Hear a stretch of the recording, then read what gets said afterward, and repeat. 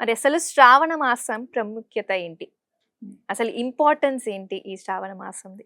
సరే. ఓం శ్రీ గురుభ్యో నమః. ఓం శ్రీ మాత్రే నమః. అలాగే ముందుగా మన సాక్షి ప్రేక్షకులందరికీ కూడా, సాక్షి ఫ్యామిలీ ప్రేక్షకులందరికీ కూడా వరలక్ష్మి వ్రత శుభాకాంక్షలు. ఇప్పుడు మీరు మామూలుగా శ్రావణ మాసం ప్రత్యేకత ఏమిటి? ఎందుకు అసలు మనం చేసుకుంటున్నాము? ఇలాంటి ప్రశ్న అడిగారు గనక, ముందుగా మనం కొన్ని మాసాలున్నాయి. 12 మాసాలున్నాయి గదా! అంటే 12 నెలలు. సింపుల్‌గా మాట్లాడుకుంటే 12 మంత్స్. హ్మ్. ఈ 12 మంత్స్‌లో కూడా కొన్ని మంత్స్ మనకి చాలా ఇంపార్టెంట్ మంత్స్ ఉన్నాయి. ఇప్పుడు మనం మాట్లాడేది ఎలా మాట్లాడతాము అనంటే కొంచెం చిన్నవాళ్ళకి గూడా అర్థమయ్యేటట్టుగా, కొత్తగా వస్తూ ఇంకా మనం వ్రతం చేసుకోవాలి అనుకునే వాళ్ళకి ఇంకా అవును. ఈజీగా అర్థమయ్యేటట్టుగా చెప్పుకుందాం. హ్మ్. ఈ 12 మాసాల్లో కూడా కొన్ని మంత్స్ చాలా ఇంపార్టెన్స్ కలిగిన మంత్స్ ఉన్నాయి. అందులో ఒకటి శ్రావణ మాసం. హ్మ్. రెండోది ఏమిటి అనంటే వైశాఖ మాసం. ఓకే. మూడోది ఏంటి అనంటే కార్తీక మాసం. హ్మ్. అలాగే మాఘమాసం. ఈ మాసాలన్నీ గూడా ఎంతో ఇంపార్టెంట్స్ అన్నమాట. అంటే ఏంటి? మనం ఏ చిన్న పని భగవత్ ఆరాధన చేసినా, అంటే భగవంతుడికి సంబంధించి ఎలాంటి పూజాది క్రతువులు చేసినా మనకి విశేషమైన పుణ్యం వస్తుంది.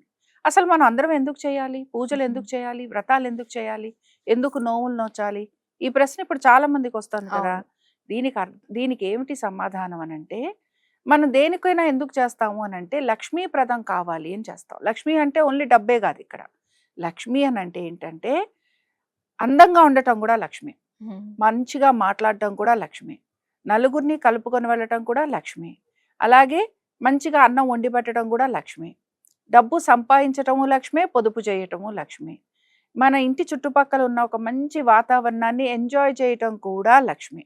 అంటే ఏంటంటే మన చుట్టూరా ఉన్న ఏదైతే ప్రదేశం ఉందో, లేక మనం ఉంటున్న చోటు అని అనుకుందాం. ఇదంతా కూడా లక్ష్మీప్రదంగా ఉండాలి అని లక్ష్మీ వారాలు చేస్తూ ఉంటాం.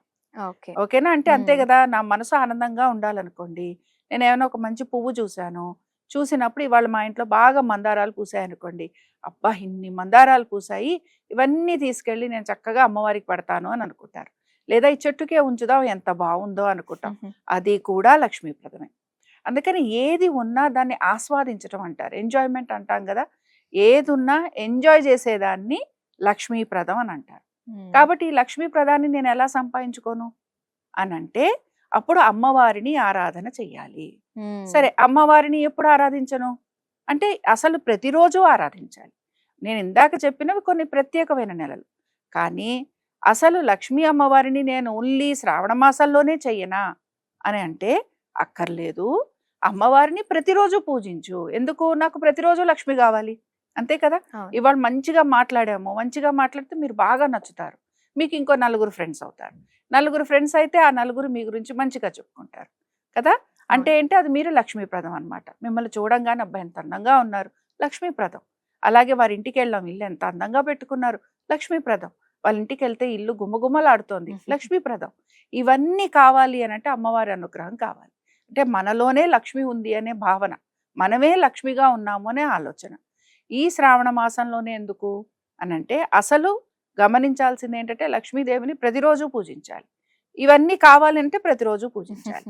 ఇందులో కూడా శ్రావణ మాసంలోనే ఎందుకు అనంటే అమ్మవారు ఈ పౌర్ణమికి వచ్చే ముందు రోజు ఏ శుక్రవారం అయితే ఉందో ఆ రోజు భృగు మహర్షికి ఆవిడ కూతురుగా పుట్టింది.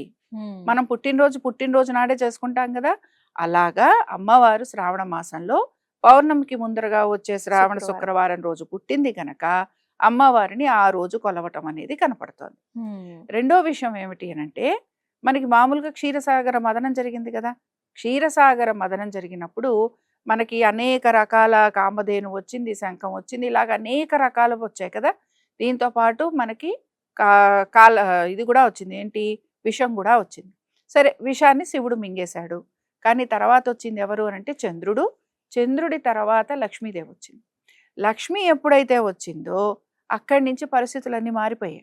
హ్మ్. లక్ష్మీదేవి వచ్చింది, ధన్వంతరి వచ్చాడు. ధన్వంతరి రాగానే అమృతం వచ్చేసింది.